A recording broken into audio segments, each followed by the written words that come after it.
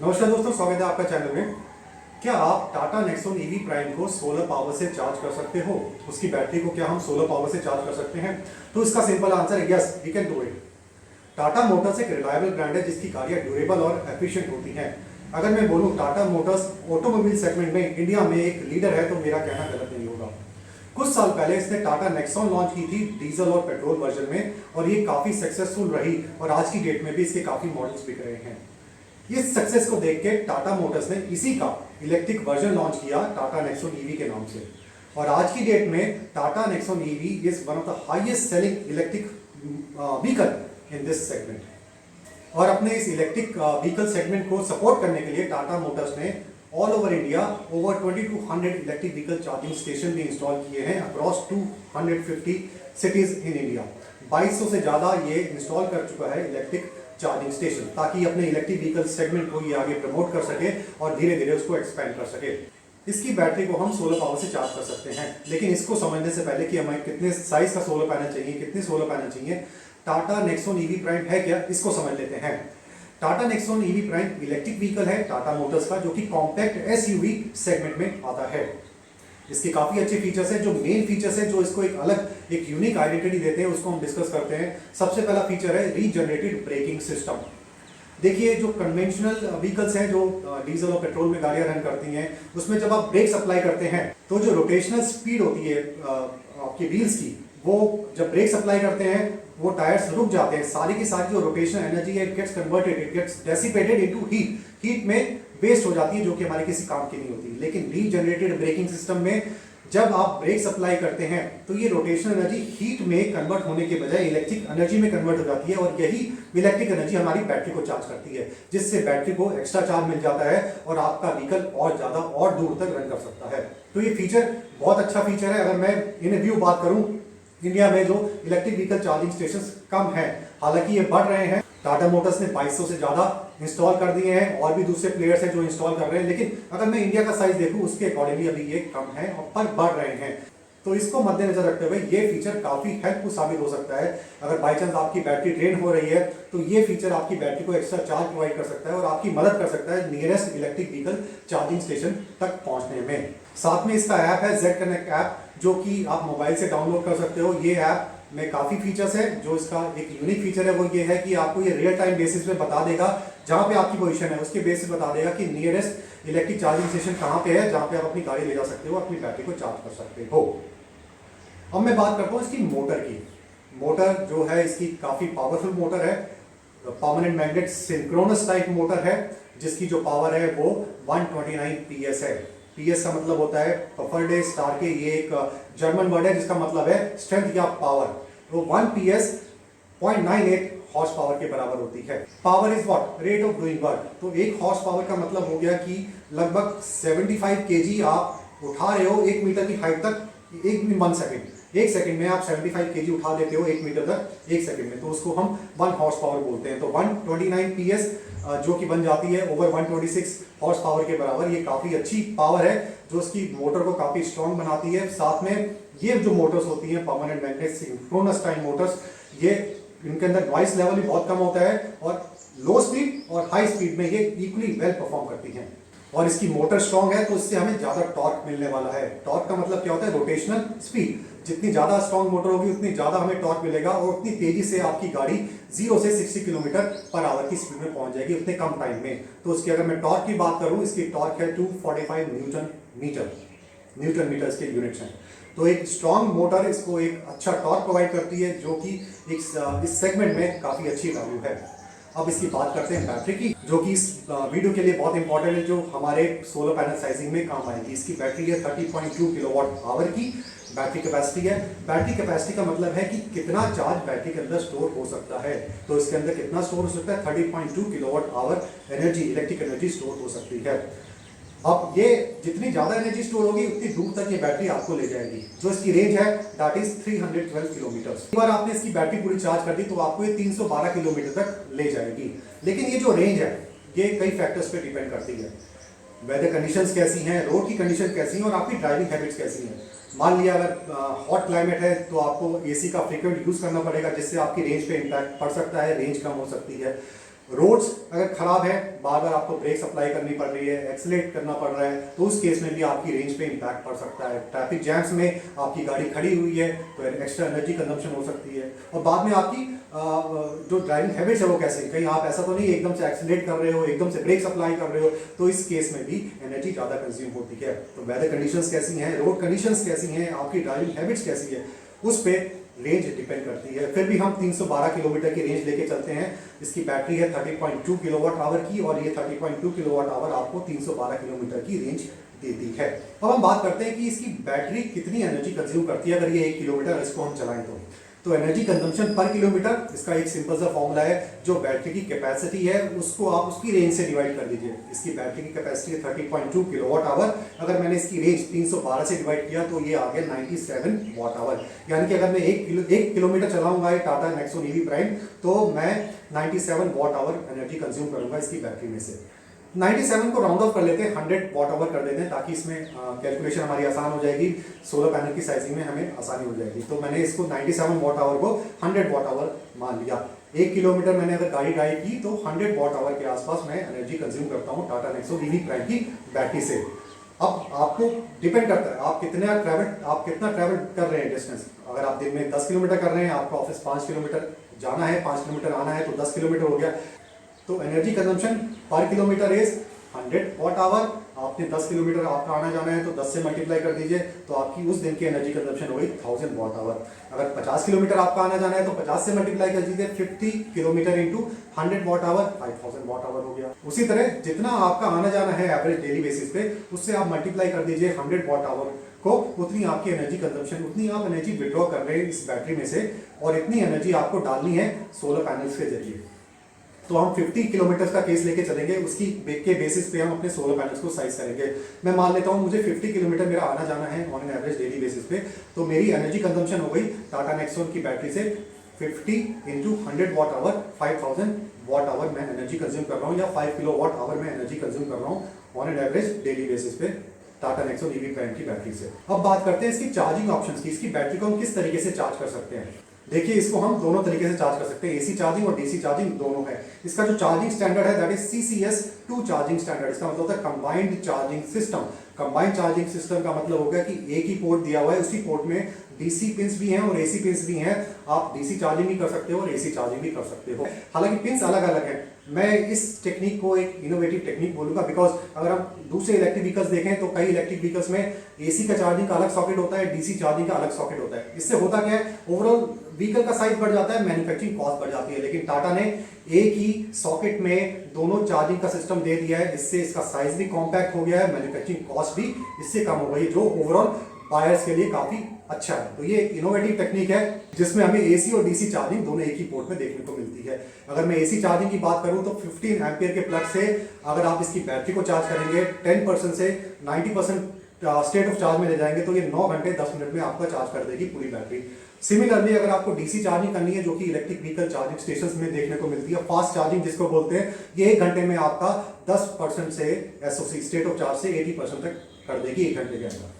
अब क्या जो घर में हमारे पास एसी सप्लाई आ रही है उससे हम अपनी बैटरी चार्ज कर सकते हैं टाटा की? हाँ, ऑब्वियसली हम उससे कर सकते हैं। लेकिन फिर हमें सोलर से क्यों करने की जरूरत पड़ी? अगर हम बात करें ग्रिड सप्लाई की तो उसके भी तो इलेक्ट्रिसिटी के रेट्स हर साल बढ़ते चले जा रहे हैं। अगर मैं बात करूं इंडिया में, it is rising at the rate of 8% per annum.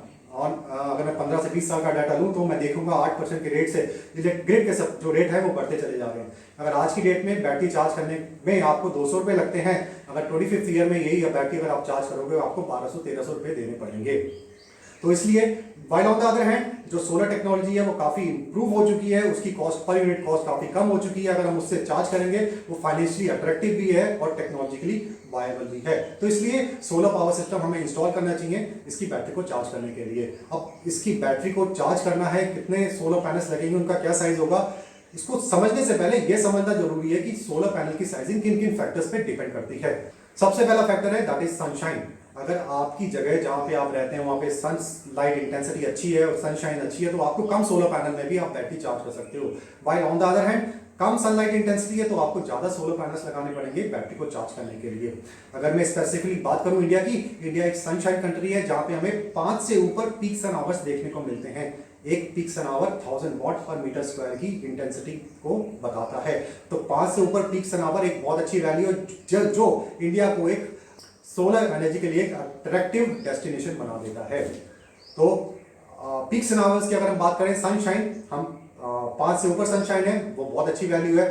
दूसरा जो फैक्टर है जिस पे डिपेंड करती है कि आपका सोलर पैनल कैसी आउटपुट देने वाला है, वो technology of the solar panels. अगर मैं क्लासिफाई करूं ब्रॉडली तो दो कैटेगराइजेशन है, मोनोक्रिस्टलाइन सोलर पैनल और polycrystalline solar panels. Monocrystalline solar panels ज़्यादा एफिशिएंट होते हैं और टेम्परेचर बढ़ने के बावजूद भी इनकी जो पावर में कम डिग्रेडेशन होती है when compare to polycrystalline solar panels, लेकिन ये कॉस्टली होते हैं। साथ में और भी टेक्नोलॉजीज ऐड ऑन कर दी, जैसे अगर मैं सोलर सेल को 2 टुकड़ों में तोड़ देता हूँ फिर ज्वाइन करता हूँ 2 बराबर टुकड़ों में, जिसको half cut solar cell technology बोलते हैं। इससे जो सोलर सेल्स हैं they become more resistant to cracks और हीट लॉसेज उसमें कम हो जाते हैं, और इसको बोलते हैं half cut solar cell technology. साथ में अगर सोलर सेल के नीचे एक लेयर और लगा दे तो जो सनलाइट बाईपास होनी थी वो बाईपास नहीं होगी, वो लेयर उसको रिफ्लेक्ट कर देगी और दोबारा से सोलर सेल को वो रोशनी मिल जाएगी फोटो इलेक्ट्रिक इफेक्ट पैदा करने के लिए। तो इसका कंबाइंड इफेक्ट क्या होता है, इनकी एफिशिएंसी बढ़ जाती है और हमें ज्यादा पावर देखने को मिलती है। तो हाईली एफिशिएंट सोलर पैनल्स अगर हम लगाएंगे तो वो फास्ट चार्जिंग करेंगे, हमारी बैटरी कम टाइम में चार्ज हो जाएगी। अब तीसरा फैक्टर समझते हैं। ये तो हमने देख लिया सनशाइन अच्छी है और टेक्नोलॉजी इंप्रूव हो रही है। अब उन चीजों की डिस्कस करते हैं जो कि इसकी पावर को कम कर सकते हैं, that is losses in the solar power system. कोई भी सिस्टम है इस दुनिया में वो 100% एफिशिएंट नहीं है, उसमें कुछ ना कुछ लॉसेज होते हैं। सिमिलरली सोलर पावर सिस्टम में भी लॉसेज होते हैं। तो इसके कुछ मेन लॉसेज हम डिस्कस करते हैं। पहला loss, dirt loss. Solar panels के ऊपर डर्ट जम जाती है जिसकी वजह से सूरज की रोशनी अच्छे से नहीं पड़ पाती और वो सही ढंग से आउटपुट नहीं प्रोड्यूस कर पाते। तो हमें टाइम टू टाइम जो डर्ट है उसके ऊपर क्लीन करते रहना चाहिए ताकि सोलर पैनल्स हमारे इफेक्टिवली और एफिशिएंटली काम करें। दूसरा लॉस मैं बात करता हूँ शेडिंग लॉस की। अगर सोलर पैनल के ऊपर कोई शेड पड़ जाए ट्री की या बिल्डिंग की, जिससे उसकी आउटपुट पे इम्पैक्ट पड़ता है। देखिए जो सन है और अर्थ है उनकी जो रिलेटिव पोजीशन है it is changing every moment. Sunrise से लेकर सनसेट तक उनकी रिलेटिव पोजीशन चेंज हो रही है। अगर सनराइज में कोई शेड नहीं आ रही, लेकिन जब नून है, नून के आसपास अगर कोई ट्री या बिल्डिंग सामने आ जाती है तो उसकी शेड आ जाएगी, तो जिसकी वजह से उसकी पावर आउटपुट में इम्पैक्ट पड़ेगा। तो हमें देखना होगा सनराइज से सनसेट तक हमारे सोलर पैनल पे कोई शेड तो नहीं आ रही, तो हमें शेड फ्री एरिया देखना पड़ेगा जहां पे हम अपने सोलर पैनल्स को इंस्टॉल करें। और तीसरा लॉस होता है temperature related loss. Temperature related loss में अगर सोलर पैनल्स सोलर सेल्स के बने होते हैं, सोलर सेल्स का टेम्परेचर अगर 25 डिग्री सेल्सियस से ऊपर जाने लग जाता है तो ये इनके पावर रिलेटेड लॉसेज इनमें बढ़ते चले जाते हैं। तो इंडिया एक हॉट क्लाइमेट है तो इसमें power related temperature related losses obviously ज्यादा होंगे। तो हमें ये देखना पड़ेगा जो हम सोलर पैनल लगाएं उनका टेम्परेचर कोएफिशिएंट पावर कम हो, यानी कि टेम्परेचर बढ़ने के साथ वो पावर कम लॉस करें। और जो लॉस होते हैं जैसे ट्रांसफर लॉस, कन्वर्जन लॉस, जब एनर्जी एक पॉइंट से दूसरी तरफ पॉइंट पे जाती है तो उसको ट्रांसफर हो रही है एनर्जी, तो वो कुछ एनर्जी एज ए हीट भी लॉस हो जाती है, तो उसको हम ट्रांसफर लॉस बोलते हैं। कन्वर्जन लॉस, कई कन्वर्जन हो रहे हैं, सोलर एनर्जी इलेक्ट्रिकल एनर्जी बदल रही है, डायरेक्ट करंट ऑल्टरनेटिंग करंट में बदल रहा है, बैटरी को भी चार्ज कर रहा है, तो ये सब कन्वर्जन में लॉसेज होते हैं। तो इन सारे लॉसेज को अगर मैं जोड़ दूं तो ये जो सोलर पैनल से आउटपुट निकल गया उसका 30% तक ये कंज्यूम कर सकते हैं, खा सकते हैं, और ये काफी बड़ी वैल्यू है। लेकिन बावजूद इन लॉसेज के solar power system is financially attractive option. चलिए अब सोलर पैनल की साइजिंग की बात कर लेते हैं। लॉसेज हमने डिस्कस कर लिए, सनशाइन की बात कर ली और टेक्नोलॉजी की बात कर ली। अब सोलर पैनल का अगर मैं साइज निकालना है तो सबसे पहले हमें देखना पड़ेगा मुझे एनर्जी कितने चाहिए। अभी हमने डिस्कस किया कि मैं 50 किलोमीटर आता जाता हूँ और 1 किलोमीटर ड्राइव करने पे टाटा नेक्सॉन की जो बैटरी है वो कितना उससे कंजम्पशन हो जाता है, 97 वॉट आवर होता है, लेकिन हम 100 ले रहे हैं। 100 वॉट आवर को मैंने 50 से मल्टीप्लाई कर दिया, 5000 वॉट आवर मेरी एनर्जी कंजम्पशन है एक दिन की। 5000 watt hour divided by peak sun hours, जो मेरे एरिया में, मेरे रीजन में पीक सन आवर्स हैं, उससे मैं डिवाइड कर दूंगा। अगर मैं इंडिया की बात करूं 5 से ऊपर है, फिर भी हम 5 ले लेते हैं। ये कंजर्वेटिव एस्टिमेट है जिससे सोलर पैनल का साइज थोड़ा बड़ा निकल के आएगा, जिससे चार्जिंग में हमें प्रॉब्लम ना हो। तो 5000 वॉट आवर को मैंने डिवाइड कर दिया 5 पीक सन आवर से, जो इसकी वैल्यू निकल के आई 1000 वॉट्स निकल के आई। तो 1000 वॉट्स के सोलर पैनल्स, लेकिन अभी हमने इसमें लॉसेस को कंसिडर नहीं किया है। लॉसेस कितने थे? 30% लॉसेस थे, तो मैं 1000 वॉट को 0.7 से डिवाइड कर दूंगा, 1 माइनस 0.3, 0.7 से डिवाइड कर दूंगा तो हमारी वैल्यू निकल के आएगी 1.42 किलोवाट। तो मुझे 1.42 किलोवाट के सोलर पैनल्स चाहिए होंगे, तो इसको मैं राउंड ऑफ कर देता हूँ, 1.5 किलोवाट कर देता हूँ। तो मुझे 1.5 किलोवाट के सोलर पैनल्स चाहिए होंगे जो मुझे 5000 वॉट आवर की एनर्जी प्रोवाइड कर सके, मेरी बैटरी में डाल सके, और जिससे मैं 50 किलोमीटर रोज का आना जाना कर सकूँ। तो 1.5 किलोवाट का मतलब कि 250 वाट के मैं 6 सोलर पैनल्स लूंगा और अपनी छत पे इंस्टॉल करूंगा, जो कि मुझे 1.5 किलोवाट कंबाइंड बन जाएगा और हमारी बैटरी को चार्ज कर सकता है एक दिन में। अब बात कर लेते हैं इसके पे बैक की। एक 1.5 किलोवाट का सोलर पावर सिस्टम लगभग हमें 1 लाख रुपए के आसपास पड़ जाएगा। लेकिन एक चीज़ और है, अगर आप दिन में ऑफिस जा रहे हैं, शाम को वापस आ रहे हैं, तो फिर चार्जिंग किस तरीके से होगी, तो उसके लिए आपको बैटरी बैकअप चाहिए होगा। अगर आप 1.5 किलोवाट का सिस्टम विद बैटरी बैकअप लेते हो तो उसमें जो कॉस्ट है आपकी 1,50,000 से 1,20,000 के आसपास पड़ जाएगी।